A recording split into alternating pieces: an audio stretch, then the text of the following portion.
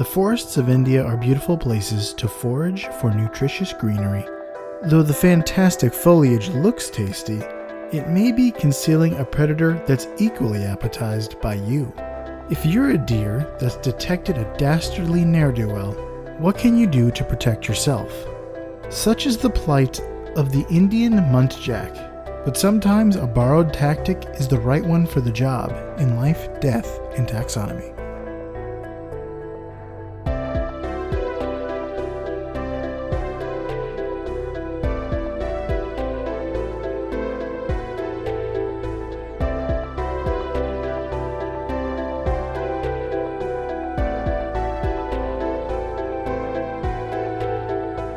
Welcome back to Life, Death, and Taxonomy. It's your 30 minutes of interesting animal information. I'm Joe. And I'm Carlos. Thank you to Cassie for the creation of our theme song. To hear more of Cassie's music, please search Cassie Michelle on YouTube or Spotify. And thank you to Johanna for the creation of this week's artwork. To check that out, you can follow us on Facebook or Twitter at LD Taxonomy or visit us at our home on the web at ldtaxonomy.com. And a very special thank you to our patrons. Tristan Taylor, Carol Raspulich, Jesse Raspulich, and Paul Chomo. Sorry, I've got the list here. Thank you so much for your contribution. It's greatly appreciated. Thanks for helping us keep the lights on. And today we're talking about a deer whose bark is worse than its bite. But more on that later. I don't know. Its bite is pretty powerful. Especially if dark you're type. grass. 80 damage. No, it eats more than grass. Talk about that in a second. Ooh. But yes, we are talking about the muntjac. I think that's how you pronounce it. Muntjac? Muntjac? Muntjac? Muntjac? I like muntjac. It's probably muntjac. It's Indian. It's Indian muntjac. So yeah, it probably is muntjac and not muntjac because that would be more Scandinavian sounding with the y in the j. But it's also known as the barking deer, the rib-faced deer, the kakar, and the mastriani deer. Ooh. But I think we're mostly going to call it the barking deer here. Or the muntjac. The muntjac definitely sounds like a cryptid. It does sound like that. Gather round and hear the legend of the muntjac. It comes in at night and barks in your face and disrupts your family dinner. Mm-hmm. And then it goes away. It's actually not that big of a problem. What you really need to look out for is the Wendigo. But we're going to call it here. So it's called the barking deer, rib-faced deer, kakar, or mastrani deer. But we're also going to call it here the deer hunter. Which is that what I said earlier. You might be the only one to know that reference. It's a band. Yeah. Also known as the carnivore barker. But before we go any further, let's taxonomize this. Because we have to know what kind of gobbledygook words science uses to classify this. I know some of those words. Yeah, like the first one. The kingdom you know, love, and are in. Animalia. Phylum is Chordata. The class is Mammalia, because it's a deerish thing. It's a deer. The order is Artiodactyla. So it is an odd-toed ungulate. It's an even-toed ungulate. No, even-toed ungulate, sorry. What was it? I forgot what the odd-toed ungulates were called, but this even-toed ungulate. The family is Cervidae, so that is deer, basically. Subfamily is Cervidae. That's definitely deer. The tribe is Muntia. I want to say it sounds Italian, so Muntiacini. Because there's the C-I-N-I, Cini, but maybe it's Muntiacini. Mm-hmm. But that's not fun to say. The genus is Muntiacus. And the species is Muntjac. Or Muntjac. Like we mentioned earlier. So, Muntjacis, muntjac. I don't like saying that. I want to say muntjac. That's more fun. But yeah, so since we're in the business of naming things and business is good, it's time for my favorite part of the show, critter groups. Oh, part of the show. Oh, dang it! So this Sunday, okay. Earlier, I have to tell you this. Okay. Though it pains me. Earlier in the year, a couple that Johanna and I are friends with brought one of their friends to church, and I was talking to Jamie, patriarch of the well-known clan of longtime supporters, father of the voice of the Stinger, and that's one way to say those things. Yeah. He mentioned this podcast to this woman, and she went and listened to it and came back this Sunday, and she said, I listened to the podcast. I love the part of the show when you say the groups that the animals are in. She loves this. Her favorite segment is critter groups. I mean, I knew we had legitimate critter groups fans when we ran that poll like a billion years ago. They just weren't as numerous, or I didn't pay them enough to vote. I didn't pay anyone. I just whipped the votes. So thank you for listening, even though you like your favorite segment is not the correct favorite segment to have. What you like is wrong. Don't shame them for liking the best part of the show. Your personal opinion is wrong. The part of the show where I ask, welcome to critter groups. Part of the show where I ask you, Joe, a question, and the question is the same every time. What is the name of a group of this animal? What is the term of venery? What is a collective noun? It's all the same. If you saw a group of deer, we've covered deer before, but we have not done this collective noun.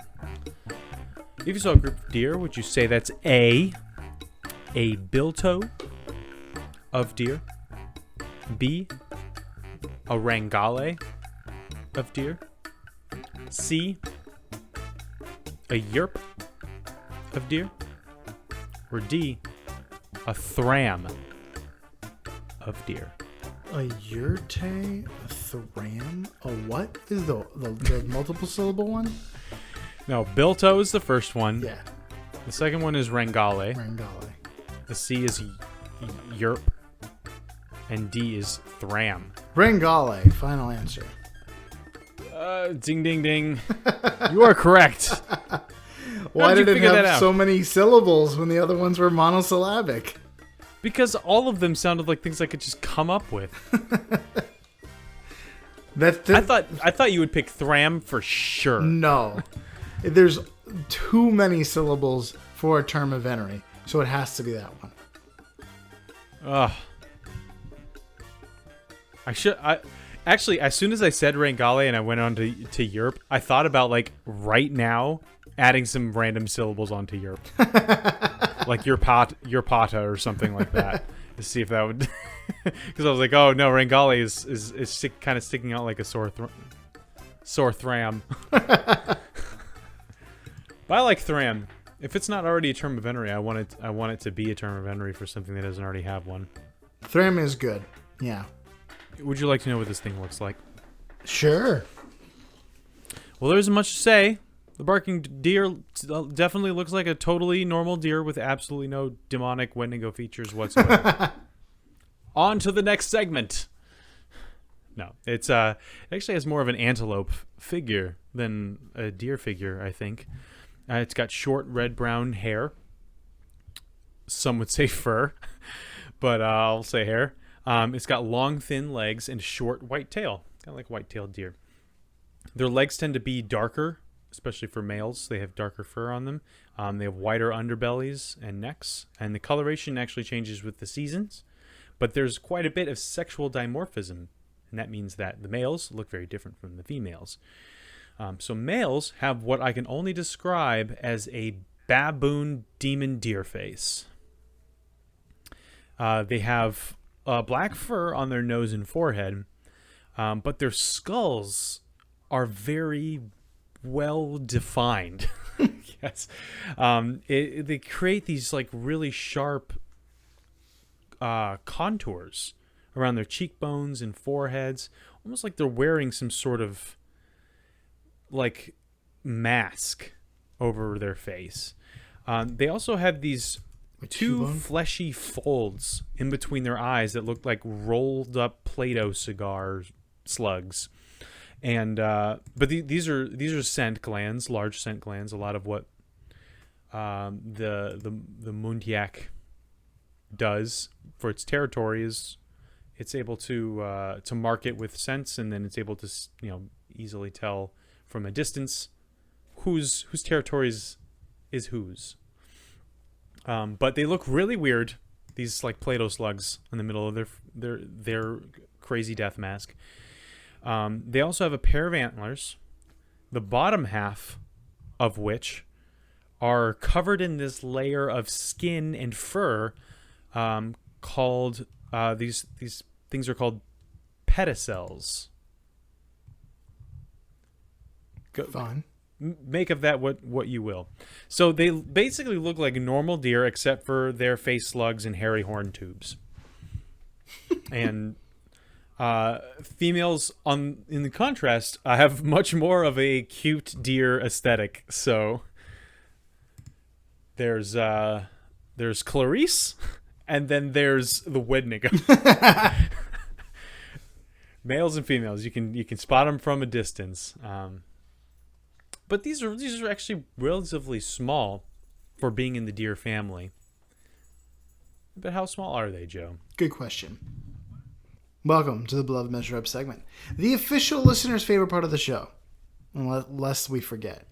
The part of the show when we present the animal size and dimensions in relatable terms through a quiz that's fun for the whole family. It's also part of the show that's introduced by you when you send an audio of yourself saying, singing, or chittering the words, or bleating, or or barking the words measure up into ldtaxonomy@gmail.com.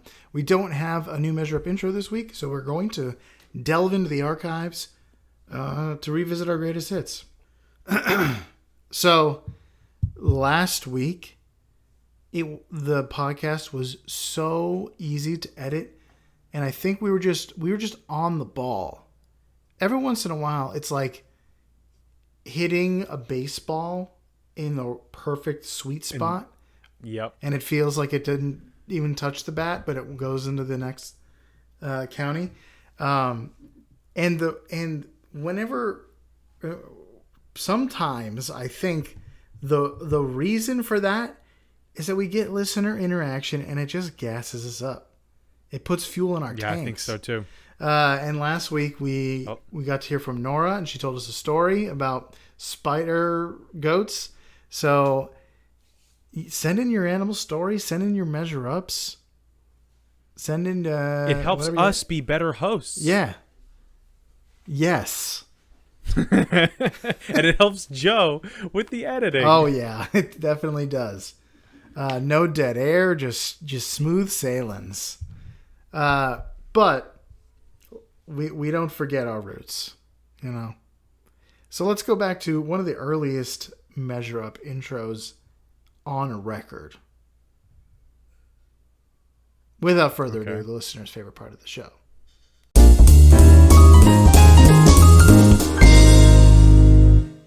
Measure up. Bum, ba-dum, bum, bum, bum, bum. Yeah. Hey, I recognize that voice. Do you? It says Yes, I do. new record. Oh, this might have been like the second or third measure up ever. Yeah, we started the segment and we're like, nobody's setting in measure ups. Bibby, I need you to record one, please. Yeah, we had to farm our loved ones, our inner circles. We actually had to farm them because we are farmers. Yeah. Bump it, bump it, bump bump. Thank We are you farmers. for that measure up and for letting Carlos have his deluxe studio. And for and for on several occasions having to bathe one child while keeping another one from dying. That's why we do these later, so that she doesn't have to do that anymore. Yeah. But she did But I have could to help. do it a few times, and we are eternally grateful. Yes. Sweet. Let's talk about length. They're between 89 to 135 centimeters, which is in American 35 to 53 inches. I'm recording this after the 4th. There's a meme going around where like somebody mentions kilometer and then like somebody like in very patriotic fashion screams, "What is a kilometer?" Because we don't know what that is. Is the way they say it patriotic, or the fact that they said it patriotic? It's usually like somebody with a lot of like patriotic clothing, or maybe some sort of some variation on a George Washington looking person. Got it. Okay. I'm sure that George Washington, knew what a kilometer was. How many barking deer could fit in the longest tunnel kiln in the world, lengthwise? Tunnel kiln? Yeah. Like a fireplace? Yeah. Well, here's a hint. A tunnel kiln is a factory furnace that's used to heat materials that are passed through it continuously. The longest one ever is in India's Carbonics Technologies in Dahej. It's the kiln of the long flame. That's the secret final level to Dark Souls. Mm-hmm. Long. Tunnel. I'm going to say 150 feet. 150 feet divided by 53 inches. Well, 150 feet times 12 inches divided by 53 inches, which is 34. That can't be right. But yeah, I'm going to say 34 barking deer. The correct answer is 163 barking deer. It's a lot longer than I thought. The kiln is 720 feet, or 219.4 meters long. I was like, I think of things in stories. Oh, like, I like stories. You mean like of a Like building? J.R.R. Tolkien stories. Oh. No. So I think of like 150 feet is a 15-story building. I'm like, that's really long. Put that on its side, and that's like that'd be a huge factory furnace thing. 720 feet is a huge factory furnace thing. Yeah, so I was thinking like 150 feet would be huge, and then 720 feet is just so much huger. Yeah, I mean, but think about like stuff like how many miles it takes to orbit, but how many miles it takes to get to like Orlando. What? It just vertical space feels a lot taller than horizontal space feels long. Yeah, like the ISS is only like 250 miles away. Yeah. And it's like, yeah, sure, that's a trip at Disney World. It's a little longer than that, I think. It's like a 4-hour drive. Yeah, trip to Tampa. And or to space. Yeah. Or that's how far space we can go away. to Tampa. Space We can go to Cape Canaveral or space. We could take 4 hours to get to Cape Canaveral, and then we could just start driving vertically for another 4 hours, and then we make it to space. No problems. But yeah, let's talk weight. Really far away. Let's talk weight. They're 39 libs, or 17 conservatives. Just kidding. 39 pounds or 17 kilograms. I wasn't going to say anything. How many muntjacs go into the record-breaking Burmese python that was captured in the Florida Everglades this summer? Oh, I'm pretty sure I know this one. Last week, I think. 2 weeks ago. I saw this. I think it was 18 feet, if I remember right. Well, here's a hint. The python is the heaviest snake ever caught in Florida. Oh, wait. It's weight. Not, Yeah. It was found with an adult white-tailed deer in its digestive system. It also has a belly. It had a belly full of 122 eggs. How many feet did you say it was? 18 feet. Yeah, so you've got the feet, the length right. So let's see if you can. Yeah, get but what is the weight right. with the deer? You know what? I'm going to have same number for both questions. 150.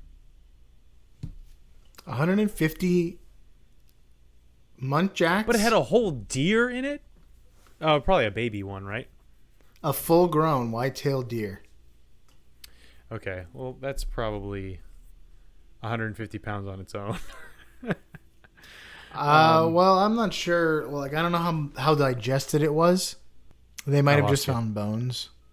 I'm going to say 400 pounds. How heavy did you say that the muntjac was? 39 pounds or 17 kilograms. All right, so 10. 10 muntjacs. Final answer. Final answer. The correct answer was 5.5. Darn it. The python When was the weighed- last time I got a nursing school pass fail? The python weighed 215 pounds. And it was, like you said, 18 feet long. See, I would imagine that a full-grown white-tailed deer would weigh 150 pounds on its own, but maybe it had been mostly digested by that time. All right, let's do some fast facts before we get into the major fact.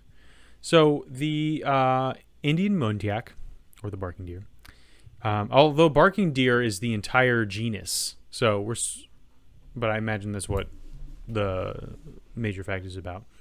But this particular species lives in Southeast Asia, this includes everything from China, India, Burma, Thailand, Vietnam, Laos, Cambodia, Indonesia, Malaysia, Pakistan.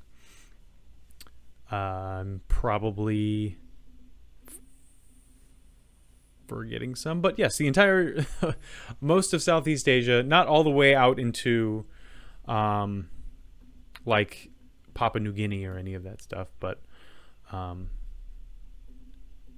definitely in the southeastern region. They live near water in dense forests, but they also, will roam out into the hill country, into the grasslands. They are omnivorous. They eat a lot of grass and fruit and seeds, but they will also eat bird eggs and even small mammals. Yeah. It is a deer. Yes. That is a predator that eats small. It has actually pretty pronounced canines. If you go back to our water deer episode, which is basically just a normal deer but with giant saber-toothed vampire fangs, the barking deer also has some pretty significant canines, but not like tusks. They don't come out of its mouth like that. But it's enough to kill small animals, which is why I called it the deer hunter and also the carnivore barker. You might not be aware of this, but in one of my episode intros, I mentioned that deer sometimes eat birds, like white-tailed deer. Which episode was that? It was the subject was something that eats weird stuff, and I said sometimes this animal eats this, and this animal, like wolves, sometimes eat grass, and deer sometimes eat birds. And I found out that deer will sometimes eat animal like matter, and they'll like eat the bones and all because they're looking for calcium. I'm just like, I just can't imagine a deer that like would hunt a squirrel. If you go watch I can't remember what episode it was, but if you go watch the video version of it, I've found a video of a deer eating a bird, and I put it on there. Horrifying. It I mean, I looks guess like a lot of it looks like a animals eat Disney birds. movie, like with a bird like nuzzling a bird with its nose, and then all of a sudden it just picks it up and swallows it all. That's the best kind of Disney movie. The one that subverts expectations. Yes, Ryan Johnson directed. So yeah, these are they're omnivorous. Barking deer are active during the day, but they're also active at night when they're in the wild. But in captivity, they tend to be crepuscular, which means they like dawn and dusk mostly. Which is odd because I would think it'd be the other way around. Because It likes dusk and dawn. from dusk till dawn, yeah, they like that. That's subverting expectations because that's Quentin Tarantino's MO.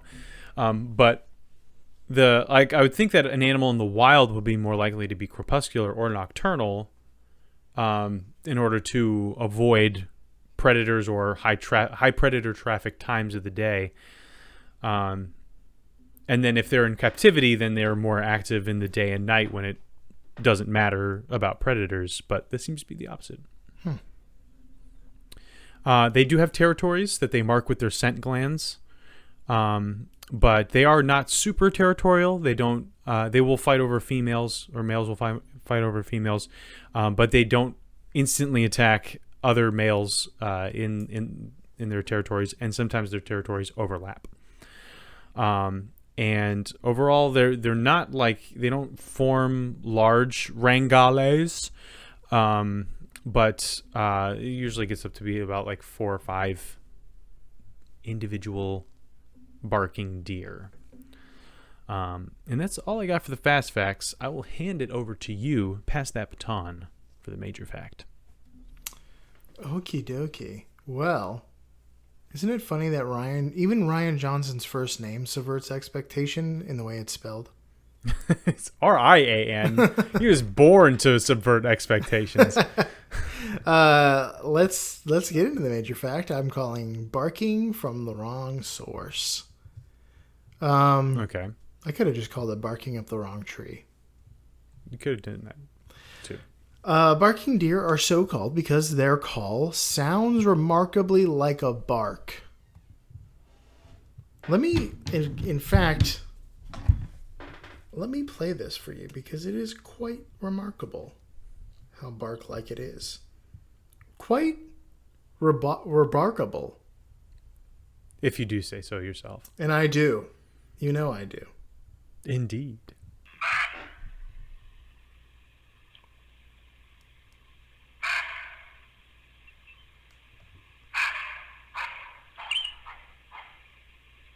It's a Wendigo. It's a Wendigo. It is 100% a spirit monster. That's a skinwalker. Pretending to be a dog. Deer are no strangers to vocalization, but they typically are described as bleating or bellowing, like a typical herd animal. But deer usually make sounds during the rut for the purposes of mating. But why does the barking deer bark? Muntjacs were once thought to use their barks for 2 purposes, for the rut and as an alarm bell. But researchers now believe that these barks may only be used to signal that a predator is near, and they don't even use it for the rut. When they detect a predator nearby, they start barking to let others know that something wicked this way comes. But why do prey animals even do that? Have you ever thought about that? Why do prey animals warn each other that animal? Isn't it better for you if one of your, like Daryl over there, gets eaten and not you? I guess so, yeah. But, well, first of all, the ensuing chaos makes it easier for individuals to escape, like Tom Cruise after crash landing in a vague foreign powers military base. So like zebras, you know how like when they're moving around, it confuses lions based on their like pattern disruption and stuff like that. So it's hard for them to pick out, or a school of fish. So it's better for everyone to be in chaos mode. But it is believed that barking deer also do it to tell ambush predators, like tigers, that they are no longer hidden and they may as well give up. So it's basically like you just start scream barking like you just heard. And it's like saying to the tiger, The jig is up. The jig is up. Yeah. So when a muntjac starts barking, they may continue barking for more than an hour, totally ruining your stealth mission. It's an insta-fail stealth mission, the worst kind. Yeah. So barking may sometimes be a bluff. It's more frequent in low visibility, which means they may start barking when they think a predator is close by, even if they don't know where the predator actually is. So if they hear or smell a predator and they can't see it, then they'll bark for a long time. As to be like, no, I know where you are. I know exactly where you are. Don't even try it. They're bluffing. They're looking the wrong way. Yeah. Obi-Wan. But yeah. Interesting. Well, I feel like they should also use this opportunity to run away. To bark for an hour and run away. For an hour. Because once the predators get wind of the idea, they're like, oh wait, you're just making noise. You're just a Twitter user. You don't got any sting. You want to hear yourself talk. I'm gonna eat you now. I'm gonna yeet you. Did you talk about their weird little eye nostrils at all? Yeah, the Play-Doh cigar slugs on their face. Oh. The scent glands. They're scent receptors. Interesting. They do have like weird second nostrils under their eyes. They are post-orbital scent glands, which means it is after eyes. It's after eyes were at the height of the genre's prominence. Like post-grunge, post-hardcore. Yeah, instead of anti-orbital. All right. Yeah, that was the Indian muntjac. Muntjac. The barking deer. So for you out there in Podcastia, mark your territory. Go eat some bird eggs and small mammals if you can catch them. And bark warnings to your fellows like the barking deer. You're in life, death, and taxonomy.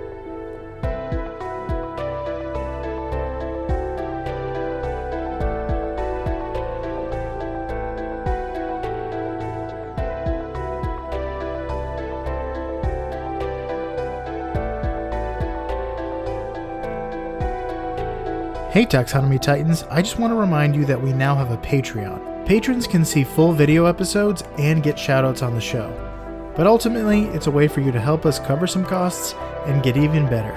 Still, reviews are the best way to help us grow. So if you haven't left one yet, we'd really love to hear from you. As always, thanks for listening and engaging.